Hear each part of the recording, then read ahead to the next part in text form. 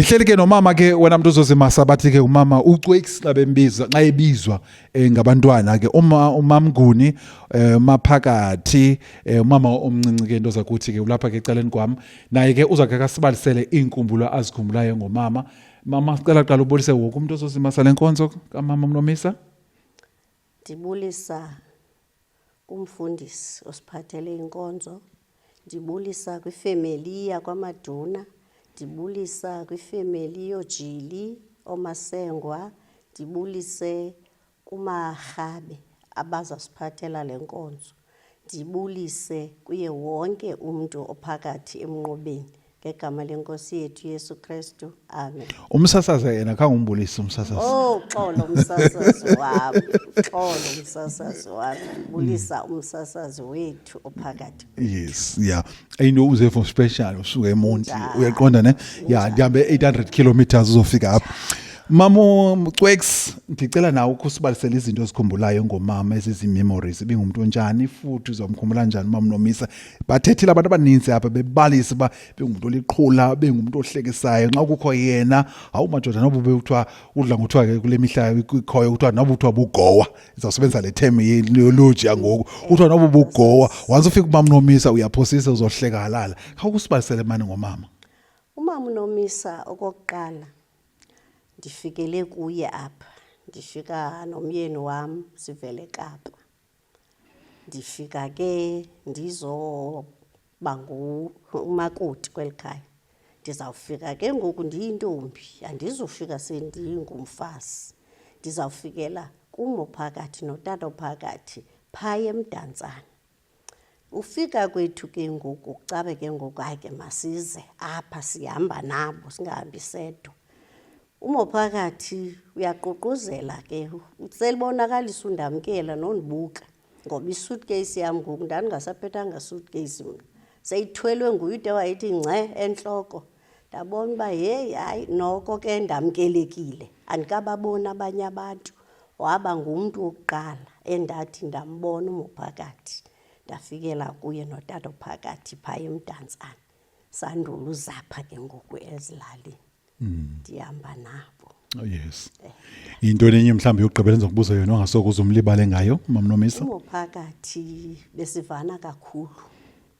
Umophakathi xa endibiza ebesithi mne nawa ebenqabile undibiza ngegama, bengakhandibizi. Bekancinci nje uba ndibize besithi ixesha elininzi moncinci okanye athi mne nawa. Umophakathi besisonwaba kakhulu xa sihlangene. Uzawuba ngelinye ixesha kutata phakathi uzawumane ke embiza ke xa etye into zakhe. Athi ekuse hey mntu enye indawo abhambe ke ngoku amane ukuthi ekuse hey mntu enye indawo. So ke ngoku mna into ebendiyihlalela ke ngoku sekudala ke noko ndilapha. Ndizawumane ndihlalela umlwelo umophakathi ngoba umophakathi akakalwi back kutata phakathi, akamphenduli utata phakathi. Noba kwenzeka ntoni na, ndithi ke ngoku mna mophakathi uba bekutshintshiselwana ngabayini. Ngendikhe ndithi kanibone kutata phakathi lo ukhe wena uhambe uyohlala phakathi 6 nomyeni wami. Ngoba wena usoft kakhulu apha kutata phakathi. Kaloku xa ungumntu ongumama kufuneka noko ezamini nakuwe ke zibe khona zokokuba uzibonise uba noko mandingenziwa kanje. Funeka nawe ngezinye ndithi wena apha kutata phakathi awukhali yonke into. Tata phakathi tata ndithi mophakathi usokuthi tata phakathi oko ngamanye amaxesha nawe khawukujame. Ebengajami kumophakathi qho utata phakathi kuye uright, qho utata phakathi kuye uright. Ngamanye amaxesha ke neChristmas besizitya kunye uzahamba utya iChristmas ke phaya endlini sonwabe sonke. Yes. Wow, uthile kamandi ke wena muntu ozozimasa umama. Oh madoda, nyani ayisowishi na kwelithi ixesha nxa sifikele ixesha ba masitshate. Uyayiva ne sifumana abantu abafana nomama. Uyayiva ne ayisowishi siyathi nisithandazele kuba kweli xesha siphila kulo sonqomba unewari. Uyayiva ne siyabulela kakhulu. Siza kwenza uHashtag ke ngoku then sivale ke ngoku itribute enkosi kakhulu.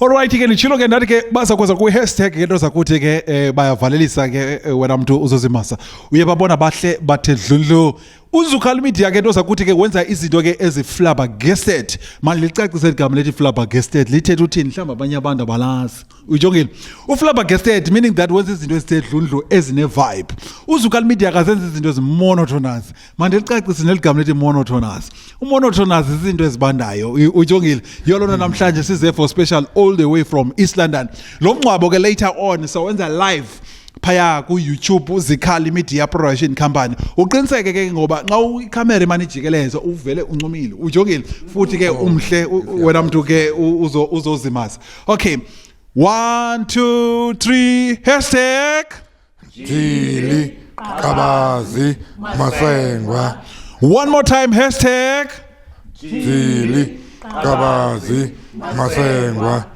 akati kwabo ubangene moncinci nalapho uyakhona.